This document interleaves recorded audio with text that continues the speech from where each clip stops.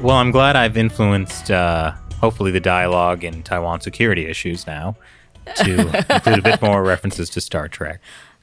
Actually, Star Trek, I have much to learn about Star Trek, obviously. Mm-hmm.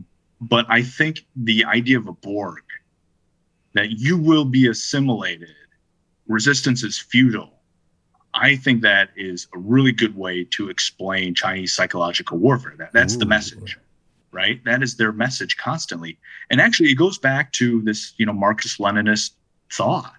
It goes back to international communism, back to 1919 when you first had, what was it called?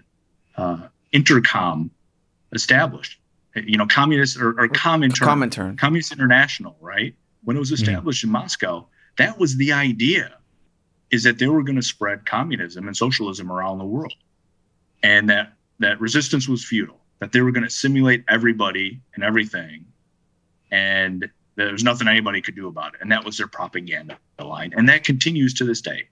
That the Chinese Communist Party continues to have this narrative that socialism ultimately will win and capitalism will die. And that resistance to that in Taiwan or the United States or anywhere else is futile.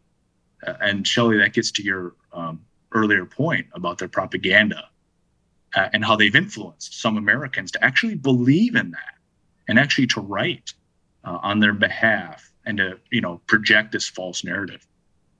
So even though modern China might try and present it as like, nice private businesses, it's capitalism, even though there's this front of sort of, the Ferengi rules of acquisition, really it's still the Borg.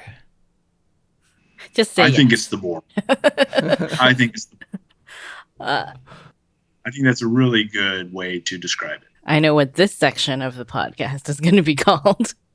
So, Ian, in terms of deterrence, from a non-military standpoint, are there non-military things that the U.S. should be doing now?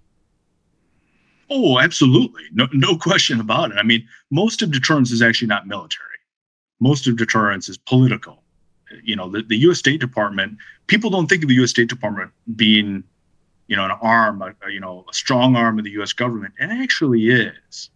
That they were the ones, first and foremost, that deterred great power conflict with the Soviet Union for 40 plus years through some very dangerous crises.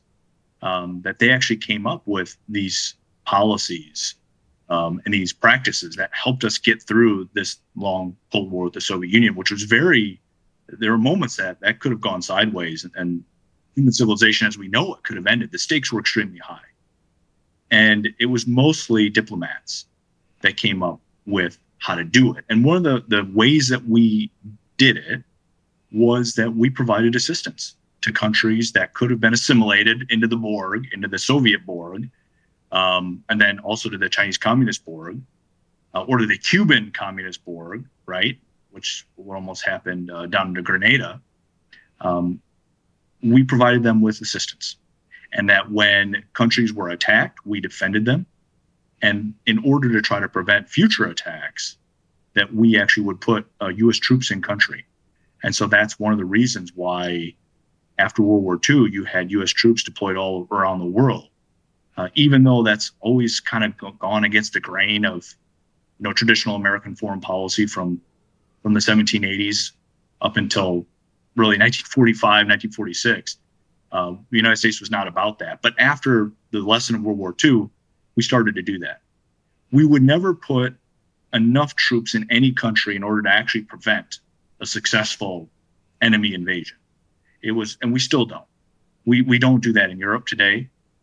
In Poland, for example, or in Germany, Russia could actually successfully invade those countries at least initially. But by having a strategic trip line there, and we also do this, of course, with South Korea and others, it guarantees that if the bad guys, if they invade, the U.S. is all in. And we're coming with 1 million reinforcements or 2 million or 3 million or whatever it takes, right? And the result of that is that Western Europe was never invaded. And South Korea is never going to be invaded. And no U.S. treaty ally will ever be invaded. I don't think, because you have those strategic trip lines there. And again, that's not military, that's political. That's State Department signaling that those countries, there's an ironclad guarantee that's constantly communicated. And you have high-level visits. Our president will go to these countries and stand shoulder to shoulder with the prime minister or the president or the premier of those countries and release joint statements and talk about how important the alliance is. All of these types of diplomatic signaling activities are extremely important. We have not seen that with Taiwan. And that's one of the reasons why the Taiwan Strait is so structurally unstable. It is fundamentally unstable at a deep strategic level. And I think that's something the U.S. government's going to have to grapple with in the years ahead. So, like, as you said before, put a 4-star general in Taiwan. Absolutely, right? So at our de facto embassy, which is an embassy in all but name, AIT, the American Institute in Taiwan, instead of having a colonel there as the highest ranking Department of Defense official, a 4-star general or admiral, having guys from JSOC, the Joint Special Forces Command, having a number of those guys go over to Taiwan, whether it's, it could number in the hundreds, maybe 1,000 guys, many of whom would probably be undercover, Navy SEALs, Green Berets, Delta Force, guys that go there and they learn the language, they see the battle space, they train together with the Taiwanese, they train the Taiwanese, they serve as liaison officers, intelligence collectors. They, over time, then become the strategic trip line. That's one way to do it. You could use Marines in that capacity as well. There's a lot of different innovative things that could go on if the State Department started to allow them to happen. One of the things that we have seen, which I think is pretty innovative, is Secretary Blinken has started talking about Taiwan and starting to say publicly that our support, his support, President Biden's support for Taiwan is what he says is rock solid. And that's a constant theme now in American diplomacy. That is a very positive development. You did not see that previously. And so there are indications, I think, that we have that we're on a good trajectory in terms of making incremental improvements to our policy. The problem is, and the question is, will it be enough? And will they move fast enough to prevent a conflict? Will there be the political will there to do that? Or will they wait until there's a crisis that forces really hard decisions? Traditionally, historically, the U.S. government's tendency has been to wait, right? We did that in 1954 during the first Taiwan Strait crisis, and it got really, really bad. And then in March of 55, we said, okay, we need to make the Republic of China, Taiwan, we need to make them an ally. And so we did, right? And then in 58, when there was the second Taiwan Strait crisis, same thing happened, where Jinmen and Matsu, especially Jinmen, was being shelled massively, and it looked like the PLA was preparing to invade. Jinmen is one of Taiwan's outer islands. It sits at the mouth of Xiamen Bay. And there was a lot of Taiwanese troops there.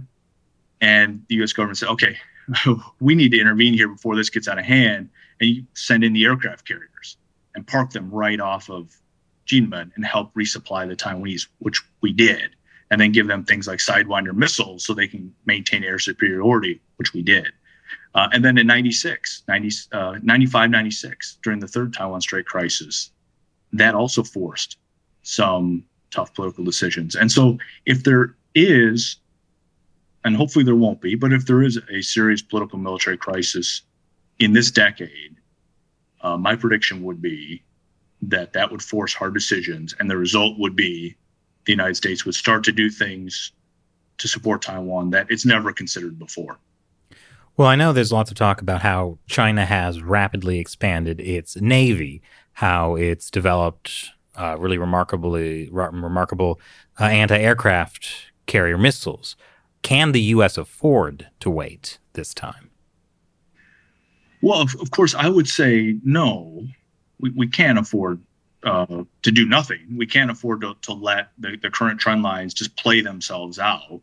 That currently the state of U.S.-Taiwan relations is remarkably poor, actually. Again, we don't have general officers posted in Taiwan. I think that's indicative. And we don't have ship visits to Taiwan. We don't have a strategic trip line there deployed already, at least to my knowledge. There could be one in secret, but if it's too secret, that doesn't have any deterrent effect. It doesn't signal political resolve if you keep it secret. We don't do large-scale bilateral military exercises with the Taiwanese, right? There's a lot of things that we could do that so far we don't, which suggests that, again, these are really hard decisions, and that, I think they're very important decisions. And they're decisions that should be made before a crisis should occur, but they might not be. And because they might not be, ironically, or at least logically, it makes that crisis that much more likely to occur. So it's a very difficult problem.